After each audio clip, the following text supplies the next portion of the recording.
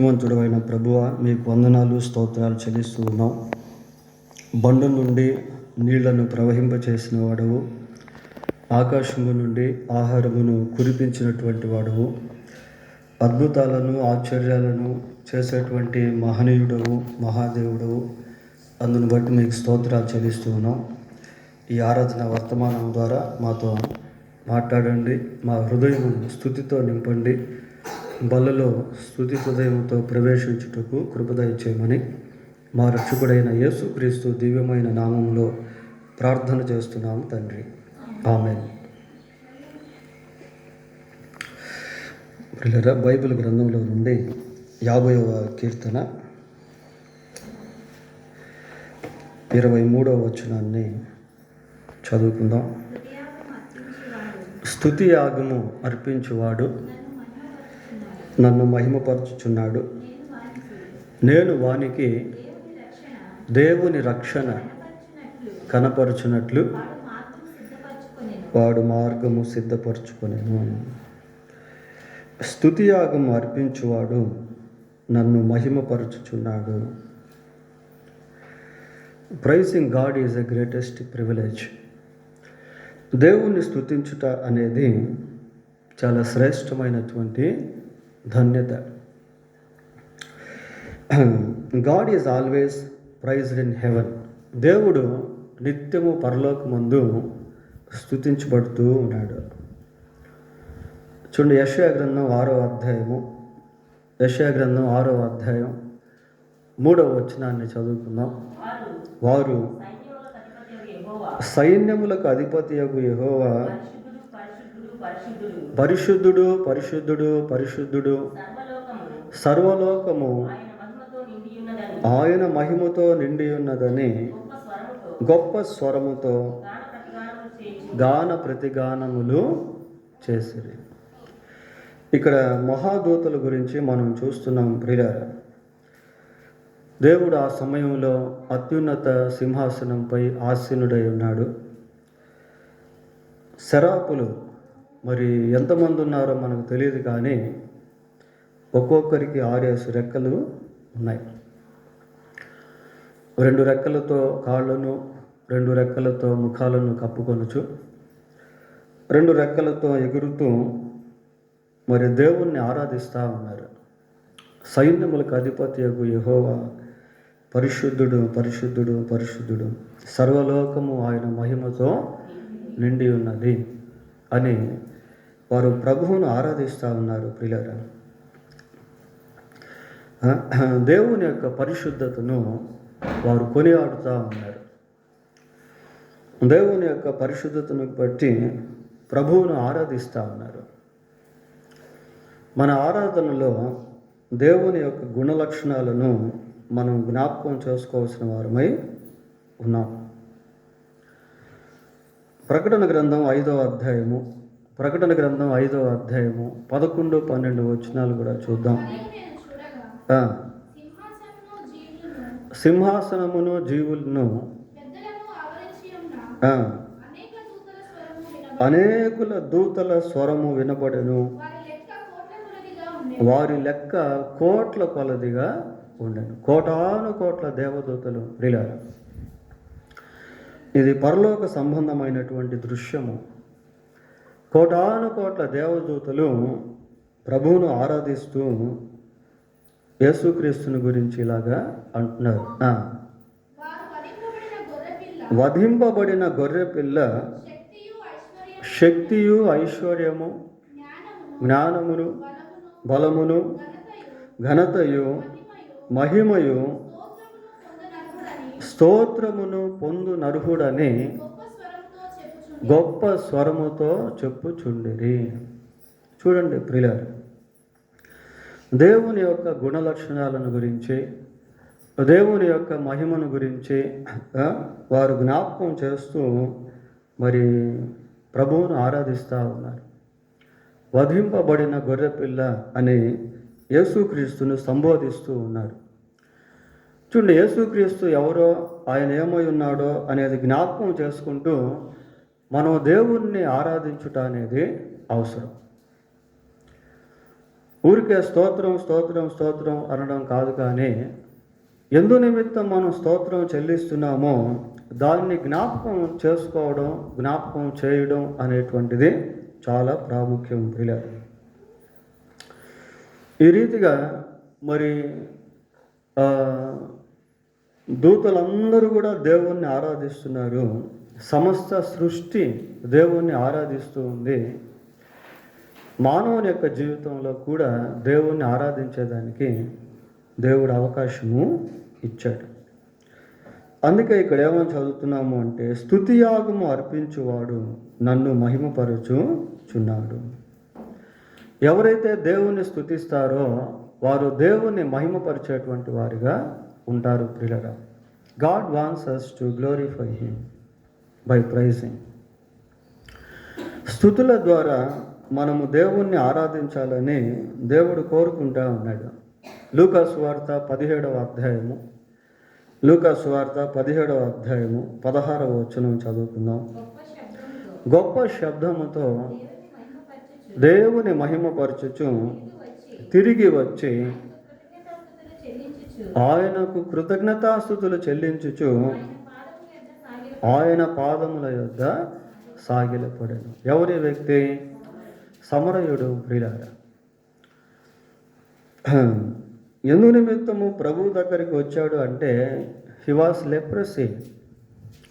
అతనికి కుష్టు రోగిగా ఉండేవాడు. ప్రభు యొక్క మాటకు లోబడి వెళ్తూ ఉంటే మార్గం మధ్యలో స్వస్థచిత్తుడయ్యాడు. స్వస్థపరచబడిన పిమ్మట అలాగే వెళ్ళిపోకుండా తిరిగి దేవుని వద్దకు వచ్చాడు. ప్రియులారా, మన జీవితంలో కూడా ప్రభు అనేకమైనటువంటి మేలులు చేశాడు. వాటిని బట్టి మనం దేవుని పట్ల కృతజ్ఞత కలిగి జీవించాలి. గొప్ప శబ్దంతో దేవుణ్ణి మహిమపరుస్తూ ఉన్నాడట. తన జీవితంలో ప్రభువు చేసినటువంటి మేలును బట్టి, దాన్ని అనుభవించిన తీరును బట్టి గొప్ప శబ్దంతో దేవుణ్ణి మహిమపరుస్తూ యేసు ప్రభు దగ్గరికి వచ్చి ఆయనకు కృతజ్ఞతాస్తుతులు చెల్లించాడు. ఆయన పాదముల మీద సాగిలపడ్డాడు. ప్రియులారా, మరి ఈ విధంగా తను తాను దేవుని సన్నిధిలో తగ్గించుకొని దేవుణ్ణి స్తుతించాడు. దేవుణ్ణి స్తుతించుటలో మన యొక్క దీనత్వం అనేటువంటిది కనబడుతుంది. దేవుని స్తుతించుటలో మన కృతజ్ఞత అనేటువంటిది కనబడుతుంది. మన కృతజ్ఞత హృదయం అనేటువంటిది కనబడుతుంది. బైబిల్ ఏమని సెలవిస్తుంది అంటే, 103వ కీర్తన మొదటి 2 వచనాలు మనం గమనించినప్పుడు ఏమనుంది అక్కడ? నా ప్రాణమా యెహోవాను సన్నుతించుము, నా అంతరంగమందున సమస్తమా ఆయన పరిశుద్ధ నామమును సన్నుతించుము. నా ప్రాణమా యెహోవాను సన్నుతించుము, ఆయన చేసిన ఉపకారములలో దేనిని కూడా మర్చిపోవద్దు. దేన్ని కూడా మర్చిపోవద్దు. ఆయన చేసినటువంటి ఉపకారములలో దేన్ని కూడా మర్చిపోవద్దు. ఈ కుష్టి వ్యాధి కలిగినటువంటి వ్యక్తి స్వస్థత నుండి దాన్ని జ్ఞాపకం చేసుకొని ప్రభువును ఆరాధిస్తూ ఉన్నాడు. పిల్లల, మన జీవితంలో కూడా దేవుడు చేసినటువంటి మేళ్ళు మనం జ్ఞాపకం చేసుకున్నప్పుడు మన హృదయం స్తుతితో నింపబడుతుంది. మన పెదవులు స్తుతితో నింపబడతాయి. హెబ్రీ పత్రిక 13వ అధ్యాయము, హెబ్రీ పత్రిక 13వ అధ్యాయము 15వ వచనం చదువుదాం. కాబట్టి ఆయన ద్వారా మనము దేవునికి ఎల్లప్పుడూ స్తుతియాగము చేయుదుము. స్తుతియాగము అర్పించువాడు నన్ను మహిమపరచుచున్నాడు. అనగా ఆయన నామమును ఒప్పుకొనుచు జీవ ఫలము అర్పించును. ఇక్కడ ఒక డెఫినిషన్ మనం చూస్తా ఉన్నాం, నిర్వచనం. స్తుతియాగము అంటే ఏంది అంటే, అనగా అని చెప్పి ఏమని చెప్తున్నాడు?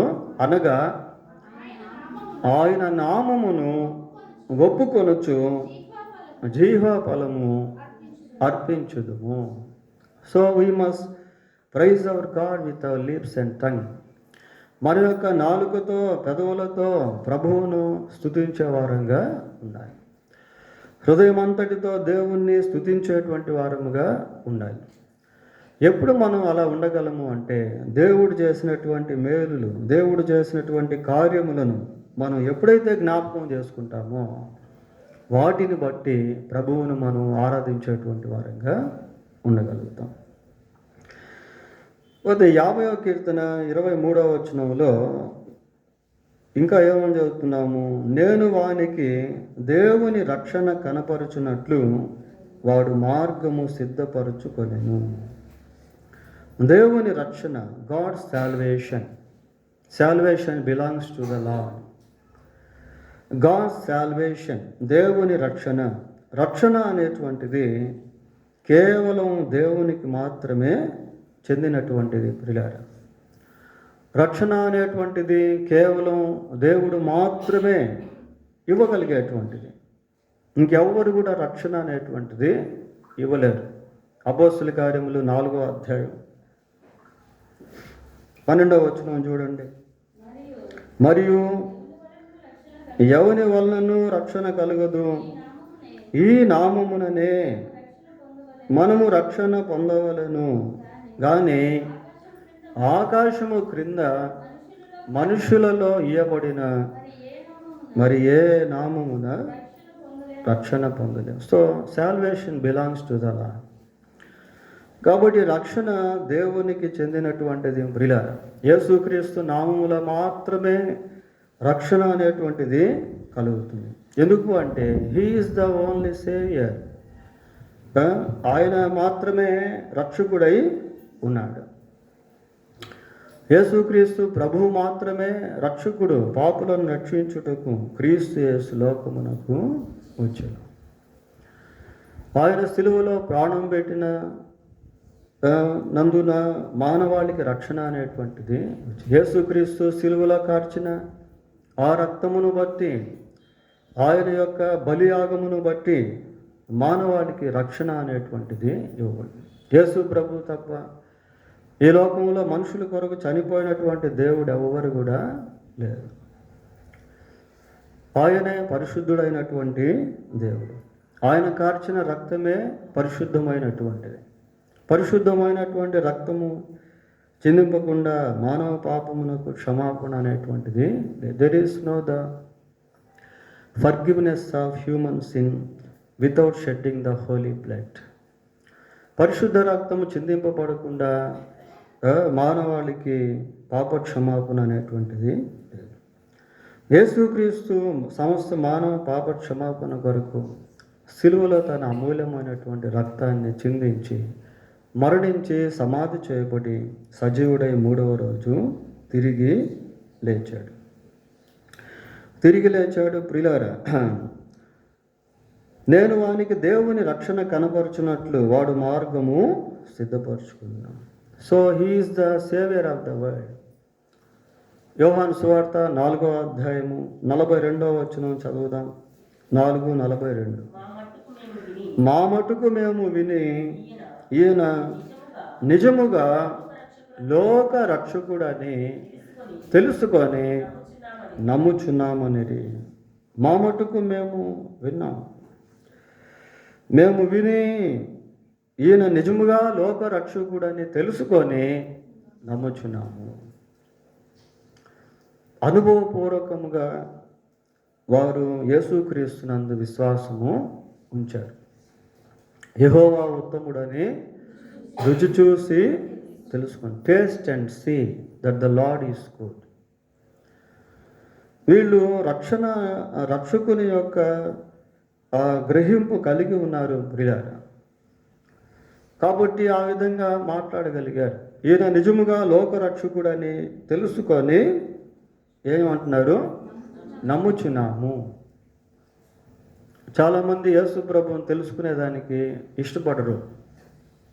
ఎవరికైనా పత్రిక ఇస్తే కొన్నిసార్లు దే రిజెక్ట్. వాళ్ళు దాన్ని వద్దంటారు. ప్రియులారా, తెలుసుకునేదానికి ఇష్టపడరు. కొద్దిమంది తెలుసుకుంటారు కానీ నమ్ముకోరు.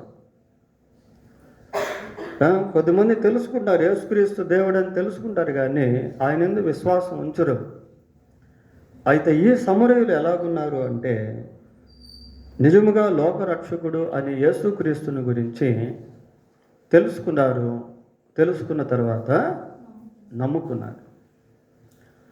ఈ నమ్ముకోవడమే మార్గాన్ని సిద్ధపరచుకోవడం అంటే. నేను వానికి దేవుని రక్షణ కనపరచునట్లు వాడు మార్గము సిద్ధపరచుకొనెను.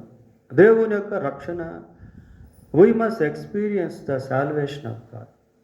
దేవుని రక్షణను మనం అనుభవించాలి. దేవుని యొక్క రక్షణ దేవుడు మనకు అనుభవించేదానికి అనుగ్రహించాడు ప్రియులారా. So we must experience God salvation.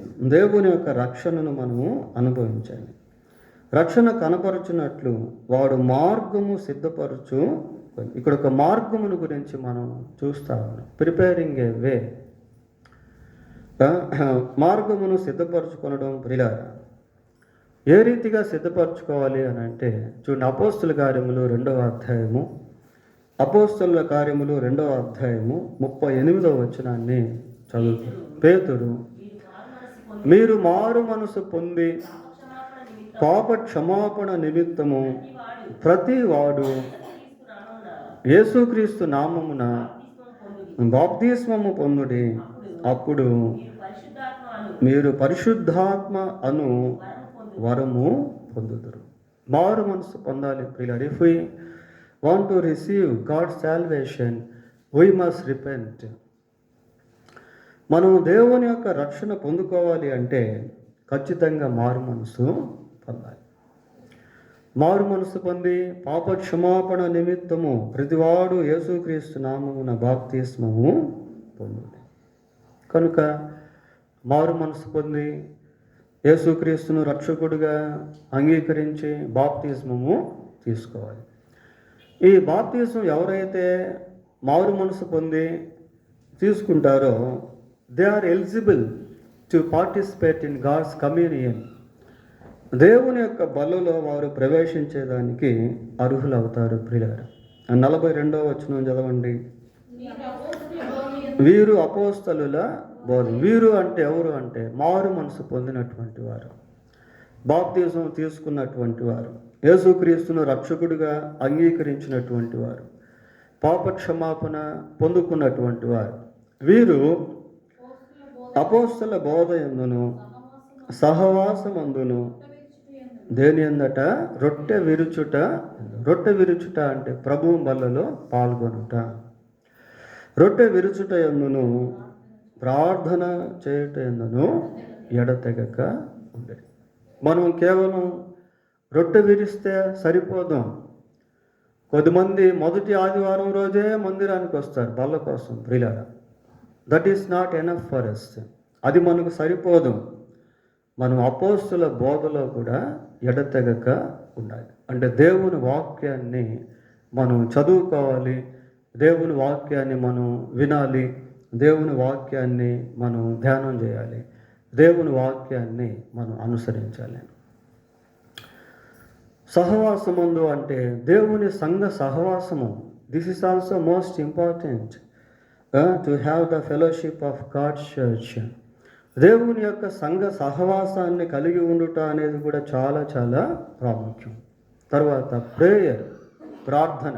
Prayer is like a breath.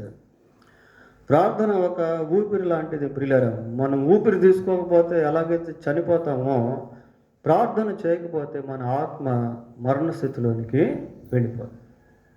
So కాబట్టి మరి ఈ ప్రార్థన అనేటువంటిది కూడా మనం కలిగి ఉండాలి. నేను వానికి దేవుని రక్షణ కనపరచునట్లు వాడు మార్గము సిద్ధపరచుకొనెను. కాబట్టి రక్షణ పొంది అలాగనే దేవుడు చేసిన కార్యాలను జ్ఞాపకం చేసుకుంటూ ఆయన మనం ఎప్పుడైతే స్తుతిస్తూ ఉంటామో ఆ స్తుతి దేవుని మహిమపరిచేటువంటిదిగా ఉంటుంది. దేవుడి కొద్ది మాటలు దీవించును గాక. ప్రార్థన చేసుకుందాం. ప్రార్థన. పరిశుద్ధుడైన మా దేవా, మీకు వందనాలు, స్తోత్రాలు. మా జీవితాల్లో మీరు చేసిన ప్రతి మేలును బట్టి మిమ్మల్ని స్తుతిస్తూ ఉన్నాం. స్తుతి యాగము చేయువాడు మిమ్మల్ని మహింపరచువాడని మీ వాక్యంలో మేము చూస్తూ ఉన్నాం.